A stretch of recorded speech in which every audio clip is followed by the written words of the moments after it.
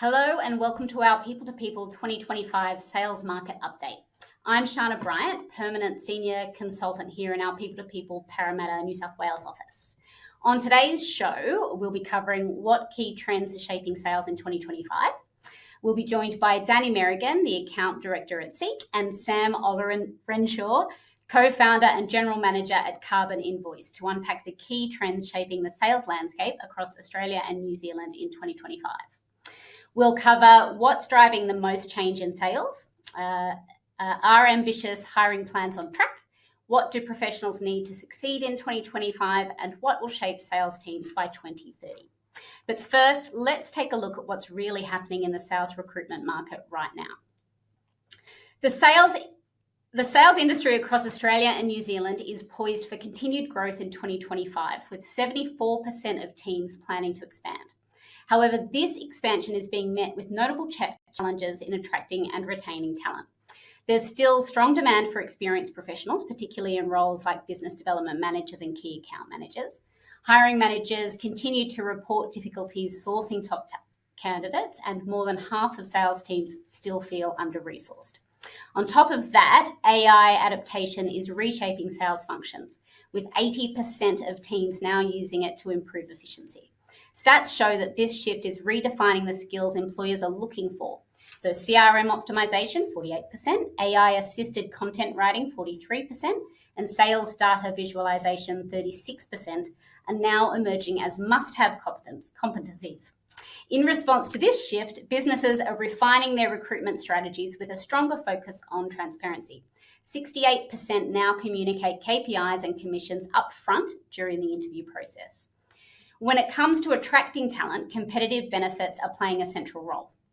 KPI bonuses, 57%, flexible work arrangements, 53%, and career development opportunities, 50%, top the list. Employers are also offering better car-related perks and uncapped commission structures to differentiate themselves. Still, 33% of hiring this year is being driven by replacements rather than new roles, suggesting that turnover is a major factor, even though 58% of organisations report stable staff retention. Looking forward, the focus will likely remain on long-term strategies, with AI now a staple of the sales landscape and skills requirements continuing to evolve. Businesses that can clearly communicate their value proposition, from growth opportunities to structured incentives, will be in the best position to secure and retain top talent in 2020. All the insights we've just shared and the conversations we're about to have are drawn directly from our 2025 Employment and Salary Trends report. This comprehensive report is built off thousands of survey responses from job seekers and employers across Australia and New Zealand and the UK. It looks at the latest workplace hiring and job seeker trends and can help you and your business make more informed decisions. If you'd like a deeper dive into salaries, benefits, and workplace trends across your market, you can request your copy by scanning the QR code on the screen at any point during this live stream, or click the link in the comments below. To break down more about what is happening in the market, we are joined first today by Danny Merrigan, Account Director at 𝐿𝐴. 𝐿𝐴 is Australia's leading online employment marketplace, connecting millions of job seekers with employers across Australia, New Zealand, and the Asia-Pacific region. 𝐿𝐴 has been consistently recognised as one of Australia's top 10 places to work in technology and continues to lead the market through its commitment to excellence and innovation. Welcome, Danny. Hey, Sharna, how are you? Thanks for having me. Thank you, pleasure. So let's get right into the questions. If you can tell me, what have you and your team experiences been over the last 12 months, and have you seen any changes in turnover or retention for sales teams? Yeah, look, it's obviously at 𝐿𝐴 we cover all markets and all sectors. So I might start with just giving you a bit of context of how the broader market are seeing things, and then how the sales landscape and environment compares to that. But like the overarching headline is like the market's, it's quite fragmented. There are pockets where there's a lot of growth. There's pockets where there's quite a bit of decline. And generally across the board, what we're seeing is like application rates to 𝐿𝐴 are probably up 22% year on year, as far as a market overview stat is concerned.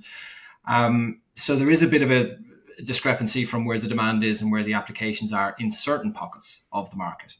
But when you look at sales as a whole, I looked at the stats this morning. It's alarmingly consistent for the past not alarmingly is a poor choice of word, but it's very stable over the past 18 months. So you could almost draw a line to where the volume of demand is, or volume of ads are, from April back about 18 months or so. And where we're seeing application rates, they are quite high. They're about 20 odd %, kind of compared to what it was last year. So there is a bit of activity out there. What we generally see as far as what it means actually for customers and clients is there's a bit of noise with that. Like you're getting candidates through the door, but you're not necessarily getting the right candidates through the door. So it's that culture fit is quite hard to nail and get right. And someone who's got the right motivations and is the right fit for your business, we're seeing a lot of that. Plus that leads into, if there's a lot of applications, where they're coming from. So there is quite a bit of churn out there at times. So what we try and gravitate back towards is what's the general theme of why people are moving, and that kind of gives us an indicator of what people should be doing to retain their staff or looking to attract staff. And similar to the stats that you've got, the main ones that we generally see, the top motivators are, it's still salary, number one, is which is pretty consistent. It makes a lot of sense considering where the macroeconomic trends that we're in and where the cost of living crisis is currently at. But interestingly, when you dig into that and say, like, what does that actually mean, or what do people talk about in salary? A salary review period is, I think it's now the most important thing people look for when they're looking for a new job on Seek. Which is quite, like, because a lot of advertisers can't speak about it, don't speak about it, which is an interesting insight, I find, because, sometimes people don't want to move, but they have to move out of necessity because they need that pay rise, because the world is a bit more expensive now. So we're seeing more and more of that. So salary is becoming, like, so key as far as a retention strategy, as far as an attraction standpoint as well.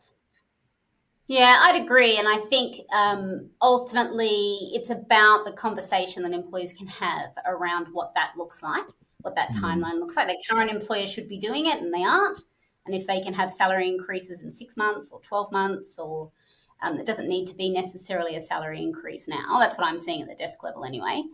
So what have been the biggest opportunities then? Because you've talked about the challenges there. So what are the biggest opportunities? What roles are you seeing coming up a lot on Seek? Yeah, just on your point, which I think is a very good one on the salary review period, the language we use, it's a review. It's not necessarily guaranteeing you're getting a pay rise. They just want the conversation. Just let's have a talk about money. Can we do anything? What's it need to be? What's it look like? As far as opportunity is concerned, look, the Seek stats, they are pretty consistent. There's always a demand for new business development. That's kind of the pocket of sales roles that we generally see a little bit of an increase in. And then again, that account management role too. They're the two that we're seeing a bit of growth in. Interestingly, some of the support roles, we're not seeing as much growth in those pockets. And again, which are themes I'm sure we're going to come across as well. It's the disruption of AI in sales and what that means and what that looks like nowadays compared to what it has been in the couple of years gone by. Yeah, I'd agree with that. And what about senior level roles? So senior sales level managers, national sales managers. Yeah, look, it's again, it's pretty flat, to be honest. Like I don't really have a nugget there to go, look, there's a huge increase or a huge decline. It's pretty consistent, which ultimately, in my opinion, is quite a good thing. We just haven't seen the churn at that level. It's more the field sales roles we've seen a lot more in. And yeah, that new business development space, that's kind of where we're seeing a lot of churn and activity and growth. But yeah, that seniority level, yeah, it'd be interesting to see what you've seen, but yeah, it's pretty stable from our perspective. I'd agree. I definitely agree. And there are people who do want to move roles in that space, but they'll only move for a lot of other factors beyond salary. So it really changes once I think you get to that level. Yeah, it's a long cycle too. Yeah. And so you've mentioned that you're seeing those salary expectations rise and they're shifting. Do you think that that's going to continue? Do you think that trend will continue, or do you think that will stabilize out? Yeah, well, actually, I had a look at this morning. So the overarching numbers on Seek are the salary year on year. So if you think of every industry, there's a 3.6% increase in salary year on year. So that's everything across the board. Sales have seen a 4% increase year on year. And then if we look at the last quarter, it's 1.1. So if you extrapolate that out, it kind of don't think it's too far of a stretch to say it may hit north of 4% increase year on year in the not too distant future. Yeah, I'm definitely seeing that on the jobs coming across. The salaries are really, people are moving for lateral salary moves. I'm seeing that a lot. Okay, wonderful. So I think we'll move and we'll bring in our next guest. So thank you for those insights. We'll bring in Sam Olorenshaw, who's the General Manager and co-founder of CarbonInvoice. CarbonInvoice is a climate-focused software program designed to make carbon action accessible and straightforward. By integrating with accounting tools like Xero and MYOB, it enables businesses to measure their carbon footprint and facilitates the funding of native tree planting projects in Australia and New Zealand, allowing companies to mitigate emissions and contribute to local biodiversity. So that's wonderful. Thank you for joining us today, Sam. Sorry, I got your name wrong twice, I think, but Olorenshaw. So let's go over those questions with you. Oh, so good, what Sharna, have you thank and you. your team, what have your experiences been over the last 12 months? And have you seen big changes in turnover or retention in your sales teams? Yeah, so thanks for the slight pitch as well. So, and just for my context, so I'm out there doing and leading a B2B sales team myself. So, you know, spending a lot of time with other tech companies as well. And I guess I'd probably describe us as a little bit maverick, you know, early adopters, and AI is basically all that we're talking about. From a retention perspective, you know, actually across our peer group, it has been really good. And I think AI has actually played a big role in that. And I think the reason is that there's an opportunity for salespeople to both upskill and, you know, improve their performance and remuneration if the structure's right, and we'll get into that. So I think that's one piece, and I know that, you know, you and Danny were just touching on this, but we are also in a challenging economic backdrop, and I think, you know, there's not necessarily a hesitancy to switch, but certainly maybe proactively look for new roles. You know, I think people are maybe more interested in sort of not losing a dollar, and definitely what I'm seeing among our peer groups is that, you know, culture is everything, and you talked about things beyond salary. I think if you can provide that for your people, then really you'll be well placed, and maybe able to entice people for more than just dollars. Yeah, I agree with you. I'm actually hearing a lot people are willing to move, as I said, for the same, in some cases less, if the culture is right. But culture is it's a big word, and it doesn't just mean I like having a laugh with the person sitting next to me.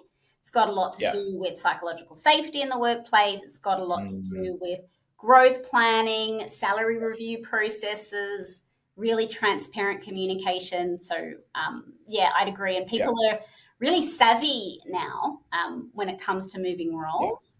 I think that's because they moved a lot in 2022 and made some mistakes, and correcting that now. So, okay. And so what are you seeing as the biggest opportunities then? What are the opportunities in your space? What has AI really added to the team, and what are you seeing there?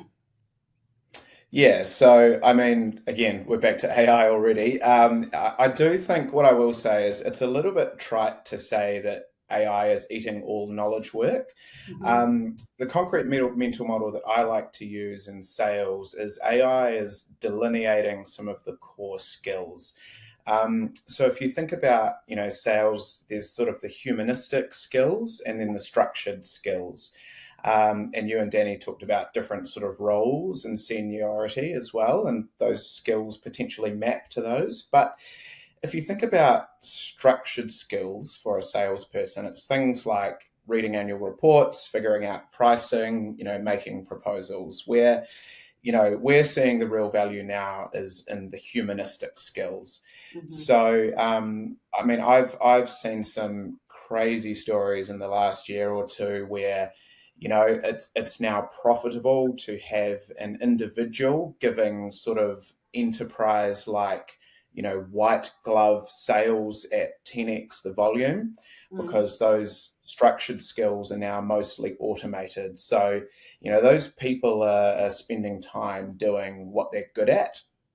And I think the companies that figure this out and do a good job are well placed. In your sort of coming questions, I've got a few specific ideas around this, but ultimately, we know that humans are looking for human connection, particularly in a world of AI. And so, at least at CarbonInvoice, what we're doing, and the biggest opportunity that we see, we're actually doubling down on things that might be seen as traditionally expensive. So, tree planting days, human-led cold calling, attending conferences, because ultimately those are the things that are very difficult to automate or replicate. I think the sales market in particular has a good advantage here. It is really about those humanist skills, as you say, and if salespeople can adapt to AI and not resist AI, then not just the company, it's the salesperson themselves that really has to take to it and embrace it, and it will take all of those admin duties that they've been complaining about for the last 100 years or more. Take all of that off their desk, and they can focus on what they do best. So that's good. So, are you seeing talk about salary and the expectations and pay forecasts in your company, and what you're seeing there in 2025? Yeah. So this is I think one of the most interesting points here, and you talked about sales having a natural advantage. So, and I think we're in a really interesting point here. So, behind software developers, anecdotally, I think salespeople are probably the best adopters of AI. Now, as I mentioned, I am operating with, vanguards and mavericks and early adopters and tech companies. So we might be a little bit naturally biased towards it. Mm-hmm. But if you just think about it, right, a well understood concept is the concept of a 10x software developer, right? These are the unicorns that companies were always looking for to run their tech teams. Now, with sales, the natural advantage here is the compensation structure. And I think this is the key point that employers need to get right. So if you think about that 10x software developer or even a lawyer, being more efficient with AI, they can't necessarily demand 10x their salary, right? They might be able to, demand slightly above the market growth rate. But if you have a salesperson on uncapped commission, they've got a direct incentive to become more efficient and 10x their own pipeline. So, Danny mentioned salary being a main driver for people, I guess there's a technical question here. Do we delineate sort of commission from base salary? But sales does have an advantage here. So I actually think that's the message that people should take away is, think about the compensation for your salespeople and, make those huge results attainable to those, young, hungry, motivated folks. So yeah, that's probably the really interesting point here.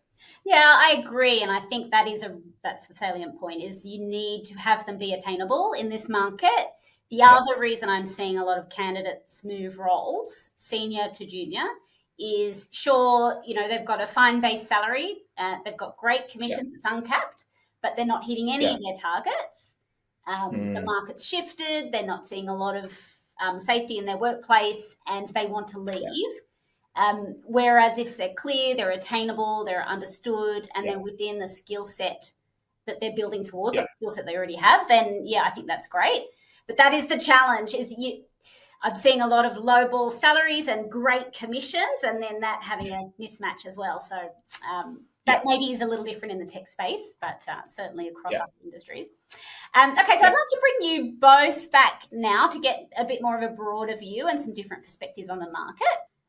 So I'll start with you first, Danny. In our recent 2025 report, 74% of sales teams plan to grow. Are you seeing this at 𝐸𝐚𝐿, and are you expecting the same trend actually in 𝐸𝐸 rather than the job boards? Stuff. Yeah, so I suppose, look, I can answer that both ways. Look, from a 𝐸𝐸 perspective, we generally don't predict the future of where it's going to go, what it looks like, but some of the data points I'd look at, I think it is interesting to go that the supply and demand are normally correlated. So if we're thinking we're getting 22% more supply into the market, but it's not affecting the demand, it kind of points that it's in a strong position, which is great and positive. And again, same with salary. If people are starting to pay more for these roles, like that's a good indicator we're in a good position. From a 𝐸𝐸 perspective, look, it's a growing company, it's a growing business. We're in 8 countries now, so the sales team at 𝐸𝐸 it's pretty stable, and the average tenure is quite good. So we don't have lots of churn, but I think there's going to be new created roles in the not too distant future as well. So exciting times ahead, I would reckon, and it seems to be on the upward. Oh, that's good. That's a really good sign. And do you tend to find that increases throughout the year after the end of the financial year traditionally? To be honest, like we kind of look at it more at a longer term view. Like a lot of the growth, I reckon, from 𝐸𝐸 is probably going to come from outside of Australia. They're trying to replicate some of the markets that, like the position that we're in now, and some of the tech that we've got now, and how we roll that out across the other countries. So some of it is hamstrung by tech. So depending on when that can happen and what's the best way for that to roll out. But no, I think it's actually, if we could do that last bit again, if that's an option. But yeah, so what we'll do is it's not necessarily done to a fin year or a certain time frame. Look, a lot of it is led by tech. So we'll follow the tech, get that bit in place first, and then see where the people fit in. Yeah, what about straight you, Sam? after that. Yeah, probably kind of similar to you, I think, Danny. So as I said, firstly, things are really stable in our industry. I'm not seeing a lot of churn. And you had the stat there, 74% of sales teams planning to grow. So I would actually put myself and maybe my peers in the 26% that are not looking to grow. Now, we're absolutely looking to grow our businesses, and we are growing our businesses, but everything I've talked about today, we're just doing it with the same headcount. I'm seeing my peers, as I mentioned, 10x their own pipeline, just with the tools and efficiency that are available. So, yeah, I think, and then what else would I say? I mean, so probably then the question is, well, actually, the hiring sort of follows the growth rather than doing it in anticipation. It's very promising, though, that you both can see growth in the future. I think that's great, and certainly what people want to hear, so that's great. All right, a 2025 report found learning and development to be the main retention factor across all functions. Why do you think there's been a decline? Though, actually, I might unpack that a little in a second. And how important is ongoing learning and training, training and development in your organisation and market? I think decline is probably not the right way to look at it. I think a flat approach to learning and development is probably more accurate. So I'll go to you first this time, Sam. Yeah, so I mean, again, just from our perspective, I think in the tech industry, especially, we do have a lot of autonomy with our people. So, and what I mean by that, right? Autonomy to actually just do self-directed learning, experiment, tinker, be an engineer. And I think that probably plays into why retention has been good in our space as well. So I firstly think that's really important. Secondly, we have provided a dedicated AI framework internally to our teams at CarbonInvoice. And this is across the board, not just in sales. But firstly, as I said, we're given autonomy, tooling, and budget and encouragement to experiment. We're given time. So, encouraged to spend at least 1 hour a week upskilling.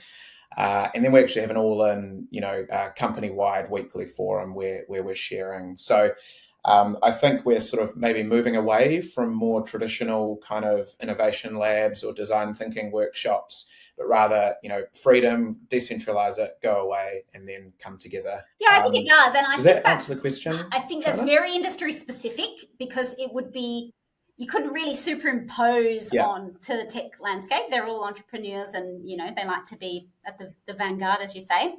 But I do think we could take that into other industry sectors that are a little bit more stagnant, because people are looking for that more active approach to training. They want to have a proactive hand in it, and then they take obviously more ownership over it as well. So what about you, Danny? What would be your perspective there on learning and development?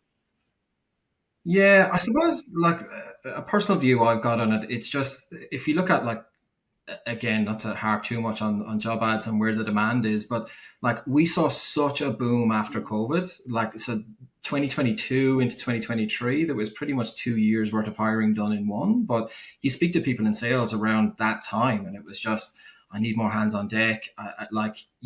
The challenge was to get the people to do the job from what a lot of I've heard. So you had people coming in and they're relatively green and maybe they didn't necessarily get all the training they needed.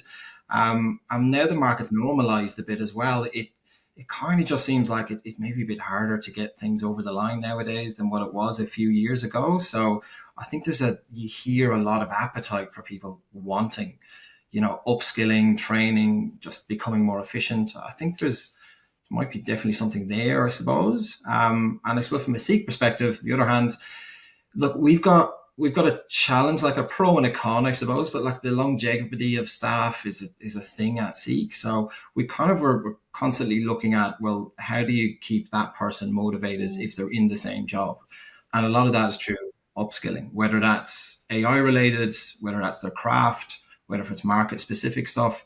I think we try and do a lot of that, but it's it's a hard. You're absolutely right. That is, especially in sales. Not every salesperson wants to be a manager, so you need to keep them engaged long term. And even your heavy hitters that are bringing in great commission, money does drive them, but they're expecting that now, and they do still want to feel some growth. So trying to, I think being agile there is really important. What worked yesterday doesn't work tomorrow in terms of what engages people in learning and development. Salespeople in particular just don't want to feel, from what I'm seeing at a desk level, they don't want to feel alone. So even engaging in the conversation with them really makes them feel seen and a part of the team and a part of the process, which, as we know, salespeople like to really take a lot of ownership. So, okay, great. So what critical skills do you believe both junior and sales professionals need to succeed in 2025? I'll go with you, Danny. Look, for me, it's soft skills. It's all soft skills, more or less. I think, again, from a very 𝐸𝐸-centric view, it's always the long sales cycle. So it's just being there. It's that consultative approach. It's like really understanding needs, what's going to make an impact, and then how do you help along that way. I'm a big fan of, the customers that you're dealing with, particularly if you've got long-standing relationships, you're a custodian of that relationship, and ultimately don't mess it up too much until the next person takes over. But yeah, that is kind of the core one I'd see. And I think the other thing, why it's so important, it's almost, there's this expectation that you've got so much data and insights at your fingertips that the bar from clients is now higher. They expect more. So I think being able to navigate that and tell a good story with that, I think that's just, key from my perspective. What about you, Sam? Soft skills is because everything else to me is table stakes now. And maybe the slight extension on soft skills is personal brand.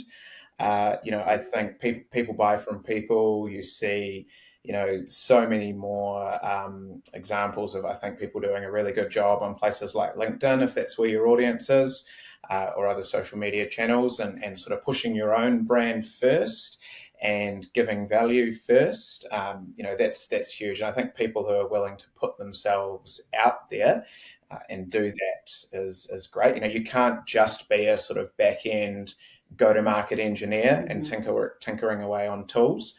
So, that's something that I've had to overcome myself, is really putting myself out there, posting on LinkedIn photos of myself. It's that's going outside my comfort zone. But I think those are the things that will be useful and that will sort of prove. I agree. The personal branding piece is becoming more and more important and is out of my comfort zone as well, but I'm doing it. What about you, Danny? That would be a big thing with 𝐿𝐴𝐶 as well, I imagine, with your guys, and you would be seeing a lot of stats around that as well. Yeah, completely. Look, the personal brand thing it's that. Like, even what we're doing now, it's like, it's how engaging you are at the end of the camera. And like, again, Sam's a lot better at this than I am. But I think like 𝐿𝐴𝐶 have invested in this company called Sourcer, and it's ultimately to champion the recruiter. So even like a bit of this is, again, Sam has brought this up already, but it's just that human element. It's just, there's like, for a lot of these interactions and times, people just want to speak to someone. They just want a person. So it's even started to pop up in the 𝐶 ads. If you go to 𝐶, you'll see who it's recruited by, and you'll see a face and a way to contact that person. So I think it's massive. Yeah, it's really, I really agree. important. We have a video on ours, which again is out of my comfort zone, but we've got it there, and it does get a little bit more traction, I would say. I hope, anyway. Okay, so this is a good one. Obviously, this is one that we're all interested in. So I'll start with you, Danny, because I know, Sam, this is a passion of yours. How is AI transforming sales, and what specific impacts have you observed in the last 12 months? Oh, big question. We've it's changed a lot. And again, not to labor our previous point, but I'm finding it a lot of clients' expectations are they expect you to know this stuff. They expect you to have infinite amount of data and insights, and you know it all, where there is a bit where it kind of puts a bit of pressure to make sure you can navigate it. At 𝐶, we've recently got an in-house generative AI ChatGPT type of model, where we can pull insights and data and do all of that. But it's interesting, I suppose, from a sales team's perspective. If like, some people really gravitate towards it, some people are kind of afraid of it. But there's a lot of, I suppose, it's getting that environment right to go, like, it's there to support. It's not so scary. If you need help, you can have help. We all just want to kind of just get a little bit better at what we do. But I think that, like, a core bit of it as well, from what I've seen so much, is like, AI can do so much, but it still requires that human proofreading, sanity checking. Like, it's right a lot of times, but it's not right every single time. And I think it's that Q&A piece can be dangerous, of where this could go. Just even in a small bits and pieces, you see kind of slip out. But we haven't had anything like that yet, but that's maybe the bit of paranoia in my head to go, oh, what could happen if this isn't all sanity checked? Yeah, I agree. Sam, I think you've got some opinions there. Yeah, I mean, look, I think that all makes sense. I think, definitely sanity checks, data security, those types of things.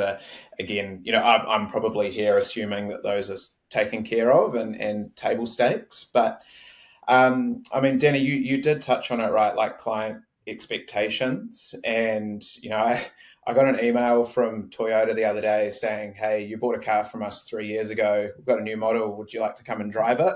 I'm sort of like, well, I'm just in your database, right? You haven't personalized this to me in any way, shape, or form. So what I mean. So your question was around sort of how is it transforming sales teams. So I've talked about it at a high level. I was keen to give a couple of examples that we use, and it might give someone some inspiration. But so one example is what we do is we actually use AI to pre-screen leads before we reach out to them. So what we do is, use it to give us confidence scores on things like, are they actually in our target market? If so, great, move to the next step. Go and look at their website, tell me who their major clients are, and then put that major client in the subject of an email, for example. So, there's those little things where obviously maybe Toyota's not going to do that for me, but, getting an email that is, actually to do with me, to get you on the phone with a human is kind of the goal. And then another one, which is quite similar, a company we share an office with, they actually use AI to go and find and download and review the annual reports of prospects. And I've actually done this with 𝐿𝐴𝐚𝐻 yourselves. So, gone and looked at 𝐿𝐴𝐚𝐻's sustainability report, figured out your commitments. And then, you send an email to the sustainability leader at 𝐿𝐴𝐚𝐻 and say, hey, you guys said you would do this. How are you going with that? And, that's getting about a 20% call booking rate. So 1 in 5, and that's probably 10 to 20 times the industry average.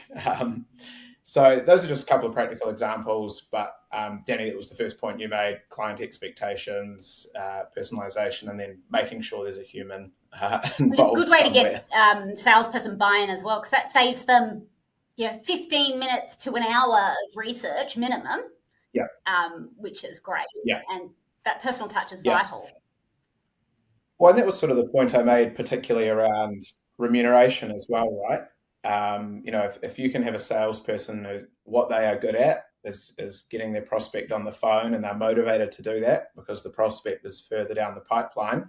I think that's why we are seeing better retention, better salaries, at least in our area in the tech space, because this is becoming quite common among my peer group. And the bigger enterprises will be adopting stuff like this. I was at Talent last week, and the recruitment example was automated CV screening, things like that. Again, that's it's got maybe some connotations attached to it, but if you can do it well and do it right, you can sort of get through those large amounts of applications and find appropriate candidates in your database really, really quickly.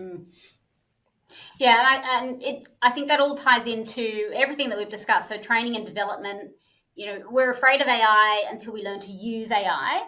Then perhaps we go a little too far with AI, and then we have to train people to put the human element back in. And you're right, you can only use AI to write an email if you're going back in and rewriting that to suit your tone and making sure that you've got your own personal touch in there as well. But it's an interesting space, and there's lots of paranoia. I mean, I'm a paranoid person, but you're right. I have started using it more and more, and it is helpful, and that time saving. I'm also mercurial, so the time saving is exactly what I'm looking for. Okay, so beyond AI, what other key trends do you expect will continue to make an impact by 2030? What about you, Sam?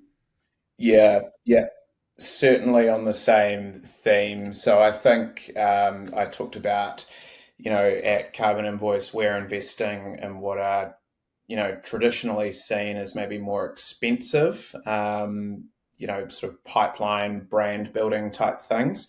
And really what that comes down to is brand and community and human experiences, and you'll see even B2B brands becoming more sort of lifestyle type brands, brands that people are actually genuinely proud to associate themselves with. So that's what we're really trying to achieve at CarbonInvoice, is if you think about, can your brand cross the sort of the weekend barbecue threshold,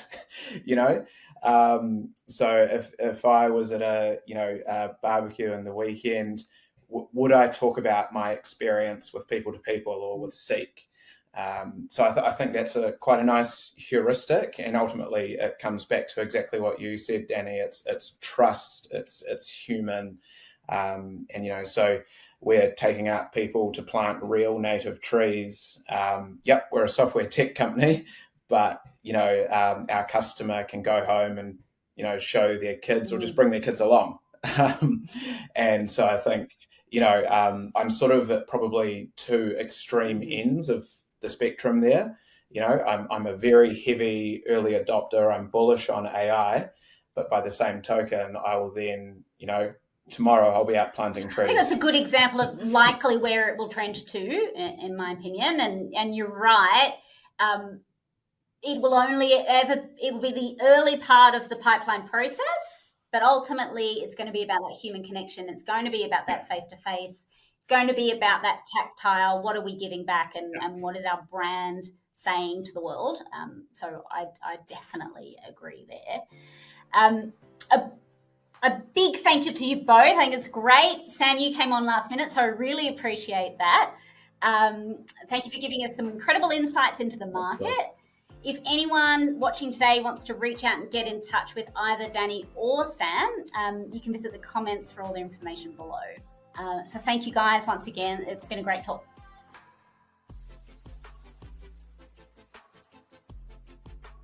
Just a reminder that all the insights shared today are based off our 2025 Employment and Salary Trends Report. If you'd like a deeper dive into salaries, benefits, and work across your market, you can request your copy by scanning the QR code on the screen below or by clicking the link in the comments below. Lastly, whether you're looking to grow your career or build your team with the right talent, the People to People group can help. As an award-winning recruitment agency, we recruit across Australia and the United Kingdom with specialist teams in every major market, including sales, obviously, and legal. Across the ditch in New Zealand, we've proudly recruited for over 23 years through Frog Recruitment, with offices in Auckland and Wellington. And in South Australia, Edge Recruitment are Adelaide's leading specialists in property, real estate, and general administration roles. Contact details are on the screen now, or see links in the comments to reach out to one of our teams today. Okay, that's it for today. Thank you very much for joining us for our special sales market update. See you next time.